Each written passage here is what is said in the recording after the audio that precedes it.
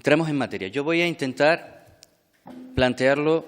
Algunos abordarán esta situación con los datos que conocimos hace 10 días, 15 días, o incluso menos. Yo voy a remontarme 6 años atrás. Y voy a hacerlo desde la perspectiva de la organización política que represento, desde Nueva Canarias. Porque hace aproximadamente unos 6 años, Nueva Canarias presentó en el Parlamento de Canarias una solicitud, una propuesta para impulsar, para poner en marcha en esta tierra un plan de lucha contra la pobreza y la exclusión social. En un momento incluso más duro que el que estamos viviendo en este instante. Un momento durísimo, todavía inmersos en la crisis. Una crisis de la que, desgraciadamente, yo creo que no se ha salido para la gente. Los datos macroeconómicos, afortunadamente, que en aquel momento también eran negativos, ahora empiezan a ser positivos. Las cifras presupuestarias empiezan a ser positivas, de avance, de crecimiento. E incluso este año pueden ser cifras de crecimiento de 2 dígitos, que yo no sé si en alguna vez en la historia de esta tierra han sido de esa manera. Pero en aquel momento nosotros presentábamos la necesidad de que en Canarias hubiera un plan contra la pobreza. Y lamentablemente, en aquel instante, el Gobierno, el mismo Gobierno que actualmente tenemos con caras distintas, y es verdad que con uno de los socios ahora fuera, porque también en aquel instante el Partido Socialista estaba, dijo que no. Tenía un análisis distinto de la realidad y entendía que no era necesaria. La presión social, la presión de los medios de comunicación y nosotros que seguimos insistiendo, provocó que pocos meses más tarde presentara su propia estrategia, su propio plan de lucha contra la pobreza. Un plan que nosotros criticamos porque nos parecía, no voy a tachar de ridículo porque había algunas medidas interesantes, pero pobre, muy pobre, haciendo alusión al tema que precisamente intentaba abordar.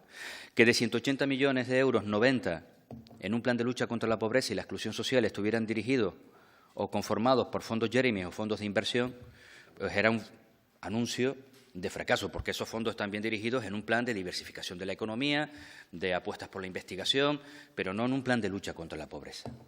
Y lo justificaban en aquello de cambiar el modelo productivo. Pero, hombre, no tocaba en ese instante, en el peor momento de la crisis. Arranca esta legislatura y se crea el comisionado, y nosotros le dimos la bienvenida, dijimos que nos parecía que era una buena idea, porque era reconocer y colocar en el máximo nivel de prioridad de este Gobierno un problema grave, muy grave, para la gente que aquí vive. Un problema, además, que es verdad que es estructural, pero que se había acentuado en los últimos años. Y nosotros desde el primer momento, no desde el primer momento, pero ya cuando habían pasado unos meses, le preguntábamos con insistencia a la anterior consejera cuáles eran las medidas, las propuestas iniciales para crear ese plan de lucha contra la pobreza que era absolutamente necesario. Un plan mucho más desarrollado, más avanzado y ahora pues con el soporte de un comisionado que podría trabajar en paralelo medidas de alcance inmediato y medidas más estructurales. La respuesta era 2 años, que le dejáramos 2 años. Nosotros no lo entendíamos y seguimos sin entenderlo, porque para abordar las cuestiones de una manera estructural necesitaremos 2 años y probablemente 3 y 4, y además el estudio, el análisis de los datos tendrá que ser constante. Pero necesitábamos medidas también, adicionales a las que se aplicaban. Ninguna. Y quizás el resultado más palpable del trabajo del comisionado durante 2 años y medio es este estudio, que está bien. Es un análisis, pero es que nosotros decíamos, ya hace 6 años, teníamos un diagnóstico, si sumáramos todos los informes, los estudios, las estadísticas que aparecían, pero no solo las oficiales, sino la gente que está trabajando a pie de calle, como los informes anuales de Cáritas, o los de Cruz Roja, o los de Save the Children, o los de muchísimas otras organizaciones, los indicadores de la tasa AROPE o de la encuesta de condiciones de vida del INE. Y luego la realidad que palpábamos día a día, la que conocíamos con los trabajadores sociales de cada uno de nuestros ayuntamientos, en nuestros cabildos. Nosotros no negábamos la necesidad de hacer un estudio, pero creíamos que había datos suficientes para hacer un abordaje integral, de manera casi inmediata. Y en paralelo ir trabajando, abordando, estudiando y sumando todos los análisis que fueran necesarios. ¿Por qué he querido empezar hace 6 años hasta el día de hoy, cuando conocemos los datos de pobreza sangrantes que vuelven a colocar a Canarias en la cola de España? Porque para mí lo relevante no es lo de estos días. Lo relevante es que no hemos sido capaces de ver que esto pasaba hace 6 años y el diagnóstico estaba hecho.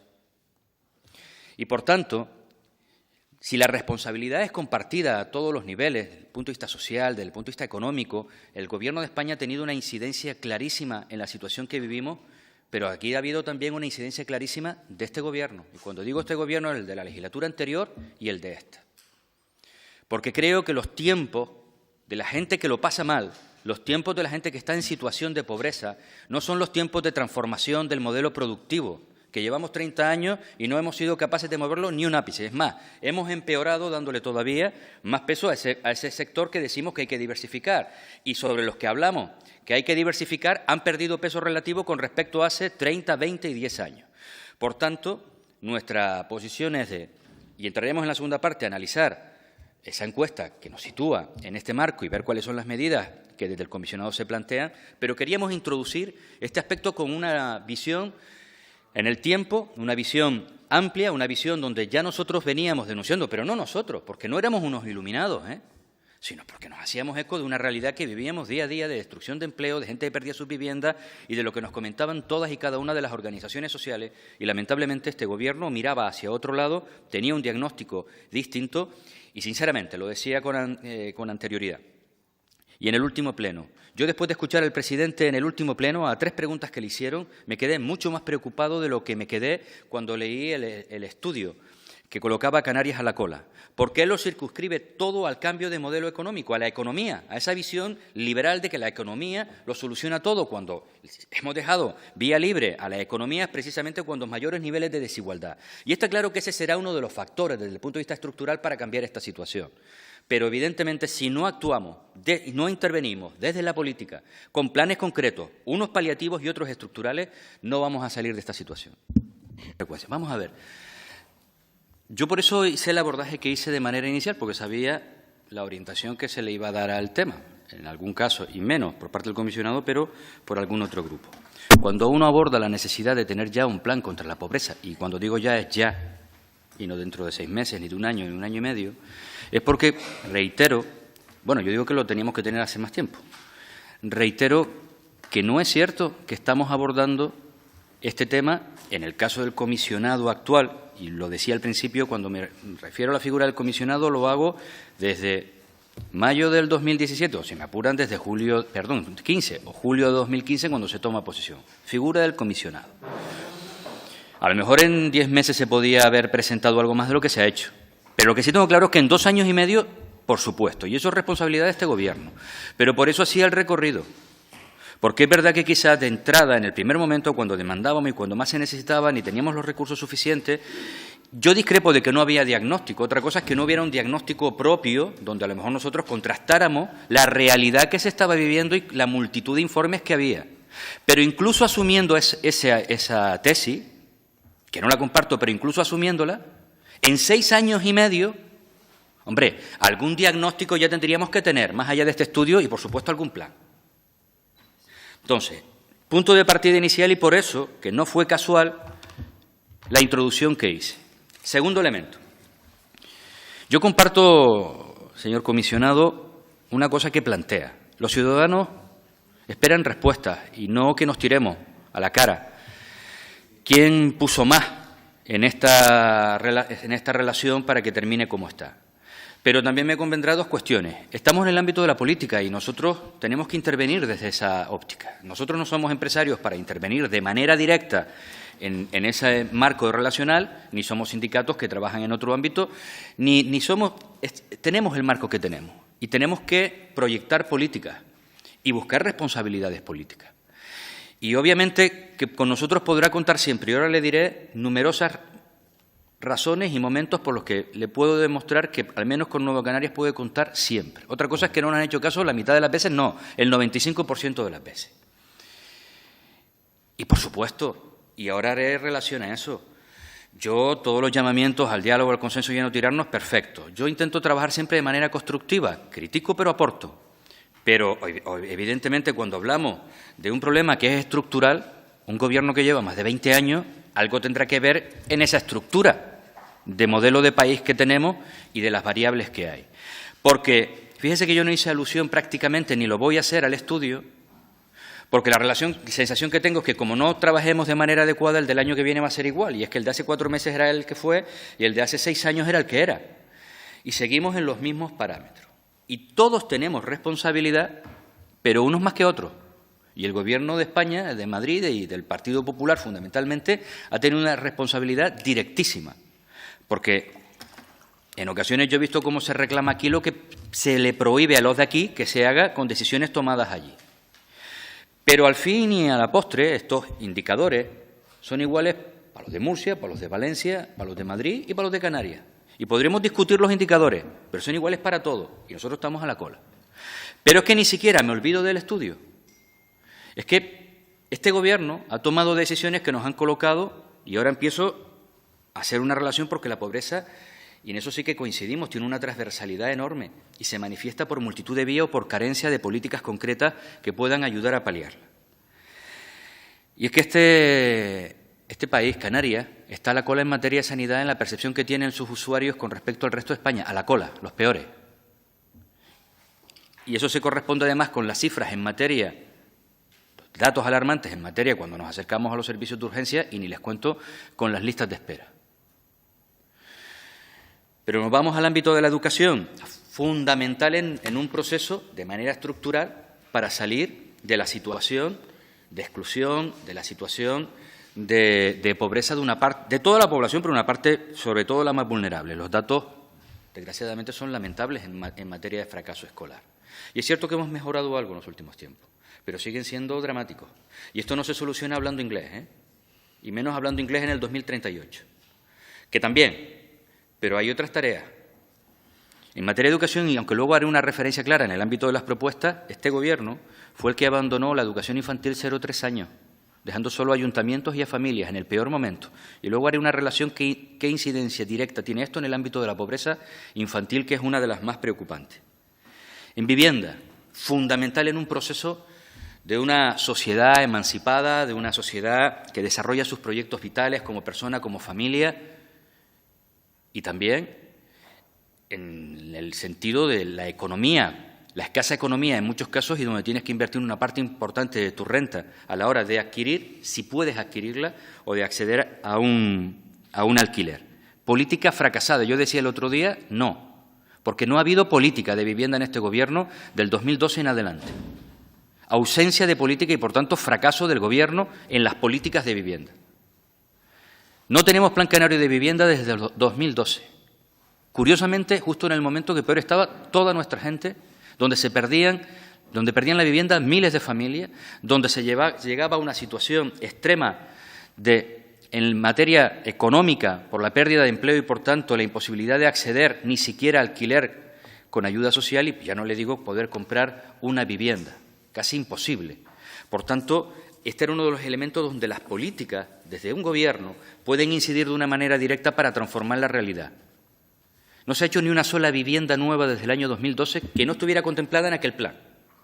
De hecho, en el presupuesto del 2016, el dinero que había para vivienda, para adquisición o compra de nueva vivienda pública protegida era 60.000 euros. Eso daba para una casa. En el presupuesto 2017 era de 900.000 euros. Hombre, habíamos mejorado. Eso daba para 2 casas en cada isla. Pues esta es la realidad en materia de vivienda y tiene una consonancia directa con pobreza. Dependencia, uno de los sectores más vulnerables, además. Las cifras han estado ahí. La etapa anterior fue lamentable, pero yo me voy al dato actual. Casi 12.000 personas siguen en lista de espera en el ámbito de la dependencia y a 31 de diciembre de 2016 me gustaría conocer, y próximamente preguntaremos a la consejera los datos, entre que una persona solicita el derecho a que le asiste a través de la ley de la dependencia y se le da el PIA, estaba en 506 días. 506 días. De media. Obviamente hay casos en los que se le resuelve relativamente pronto y casos absolutamente dramáticos y algunos que no lo van a ver nunca porque fallecieron en ese proceso. Y esto tiene mucho que ver con la pobreza en el ámbito de la dependencia. Las políticas sociales, Hemos vivido una situación, los informes nos colocan a la cola de España. Y es verdad que podemos discutir los informes, porque en ocasiones no se valora, digamos, la aportación municipal. Pero me voy al lado municipal. Hemos sufrido un abandono en el peor momento, precisamente de los servicios sociales, la gente que estaba dando la cara de manera directa con los ciudadanos de cada uno de los municipios, y a través de las políticas de la Ley de Racionalización del Estado, que nos quitaba competencias y todavía limitaba más las posibilidades de intervenir, tampoco ha habido una intervención por parte del Gobierno de Canarias, que ha tenido congeladas las partidas a los ayuntamientos en distintas materias durante los últimos años. Datos de empleo, seguimos a la cola también a nivel de España. Pero ya para nosotros ese no es un problema, que lo es. Pero como siempre hemos estado a la cola, incluso en los mejores momentos, el problema es que en determinadas etapas al menos los salarios relativamente eran buenos. La precariedad laboral estaba ahí, pero bueno, matizada, y es verdad que bueno, pues había incluso, digamos, un tipo de empleo que era más duradero. Todo eso ha desaparecido y por tanto tenemos unos datos de empleo donde seguimos a la cola, pero además ahora agravados por la enorme precariedad al que asistimos. Ya no voy a detenerme en discapacidad o en el ámbito de la violencia de género o en multitud de tareas.